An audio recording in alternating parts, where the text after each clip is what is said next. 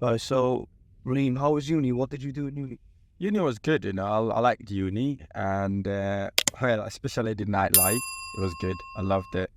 Yeah, it was an experience. It was a very good experience. But looking back now, if I know what I know now, I wouldn't have gone to uni, to be honest. And yeah, I should have done something else. What did you do in uni? How did you make your money?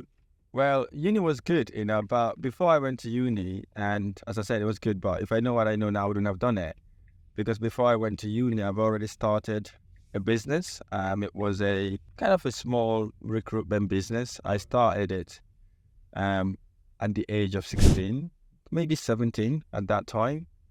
Yeah, that's how I started it. It was a recruitment company, actually. I used to work for a catering company. You may know this already, Crystal Palace Football Club. Well, I used to be a waiter. no way. Yeah, seriously, I used to be a waiter, Crystal Palace Football Club. And then I saw a gap. They were struggling to get staff, and I was 17 then. They're struggling to get staff. Then I went to my manager and say, how about if I can provide you with staff that would help you with the catering side of things? I said, oh, are you able to provide it? I said, yes. So I then decided to say, okay, you know what, I'm going to do it. So I said, okay. I created it's called Young Gen Recruitment Agency, it was, I think. So, well, your catering, I changed it too. So when they gave me the go ahead, so what I did, I had friends then, and I mobilized all my friends. I think about 4 or 5 friends. I said, listen, I've got this opportunity. Are you guys interested? They were like, yeah, they're interested. So that's how I started it. So when Crystal Palace got a football game, they tell me how many staff they need. And then I provide them the staff and the waiters and then the waitresses. And then they said, okay, how about if I can provide them with chefs? Getting them the chefs was a bit challenging. And like when they're 17, nobody takes you seriously. But the chef that used to work for Crystal Palace then, I built a relationship with him as well. I said, look, bro, do you know any other chef that you could connect me with that would help me do what I want to do? He's like, yes. He recommended me to his friends. And that's how I started it. So I did it for a few months, struggle because sometimes friends are not reliable, and I started recruiting elsewhere. And then I slowly moved into hotels, and I started supplying hotels, waiters and waitresses as well. There's a hotel called Selsdon Park Hotel in Croydon, Selsdon actually to be precise. So I started providing them with these as well. So yeah, but I left that. Looking back now, if I'd known, I may continue with it because it would have been another different recruitment agency right now. It would have been probably a massive company right now. But as we all told when we're young, go to uni, get your degree, and then you're going to make lots of money after that. But it did not work out for me. I hated the fact I said I was going to work for 5 years. I couldn't stand it. I only did it for 3 years. And then I quit. But looking back now, if I'd kept that recruitment agency, it would have been one of the biggest. So yeah, so that's that. So yeah, what I've learned is basically it's not about getting a degree. It's about having the ambition to achieve what you set yourself to achieve. You get what I mean? And it's about knowing what you want to achieve in life, knowing what you want, what impact do you want to leave, what legacy you want to leave. And that then would just steer you to the right direction. I'm not saying going to uni is a bad thing. Uni may be good for some other people, like if you want to be a doctor, you want to be you want to be a surgeon, yeah, maybe that would be the best thing for you. But if you want to be an entrepreneur, if you want to be a business-minded person, maybe you don't need that degree. Maybe you need someone to mentor you, coach you, or maybe shadow someone or go and work for someone who owns a small business and learn how businesses operate. And that way, then you may be able to learn something that is really valuable to you and for you to go and start your own. The recruitment, what was the commission? Did you get a percentage per person candidate? Yeah, so how it used to be basically back in the days, I think the minimum wage was about, I think it was about £7 to £6.50 or something like that. I can't remember the exact minimum wage.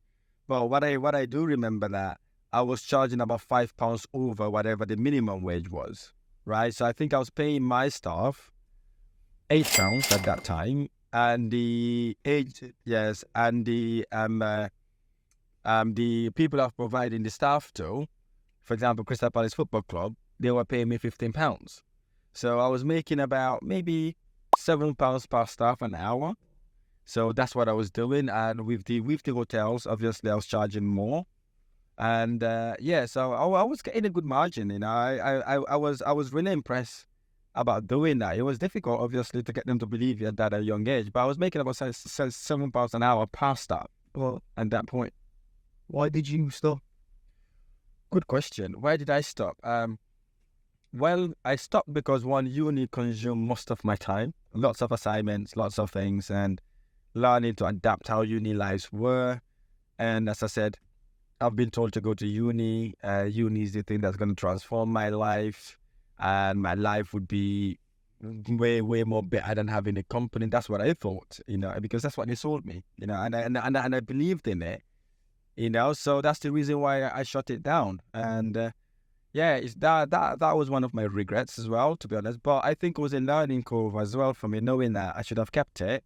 Here's the reason I realized when I've got my degree, finance and accounting, and actually I'm partly qualified as an accountant as well, knowing that maybe the degree wasn't really the thing I should have gone for. I should have gone for the entrepreneurial side of things in terms of continue with that recruitment agency to see where it took me. But family, that's the traditional way of doing things. Oh, go to college, get your degree, and then go and work for someone else. And what did you do with all the money?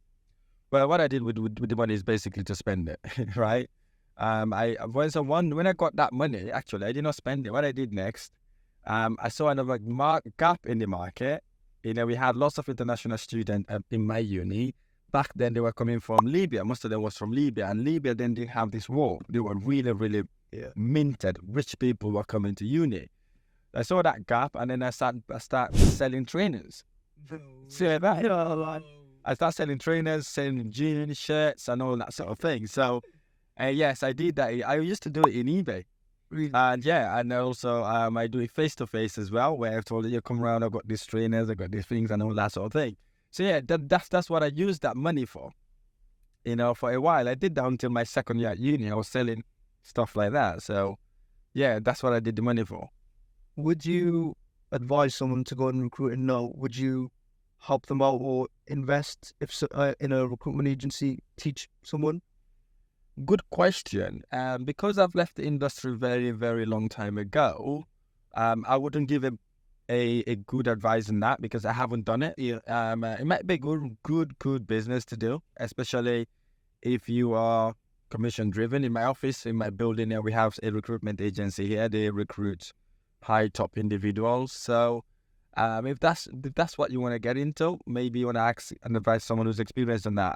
I wouldn't know right now whether that is a good business to get into because I haven't done it since when I started uni, which was 2010, I think I started. Did you ever, after uni, think about going back into recruiting because it made you so much money? Yeah, I contemplated about it, but I wanted to go into what I've studied. Oh yeah, that was my passion then. When I was disappointed. Then obviously, and then I started looking to different avenues. I didn't even think about recruitment, to be honest. I looked at trading forex online, stock and shares, cryptos, and all that sort of thing. And then I bumped into properties. Then I started doing properties, and since then I've never turned back. Yeah, good. So yeah, so that's what I did, and before I bumped into properties, so I started all these little businesses, you know, catering, selling in eBay, and so that's what I've been doing before I started properties.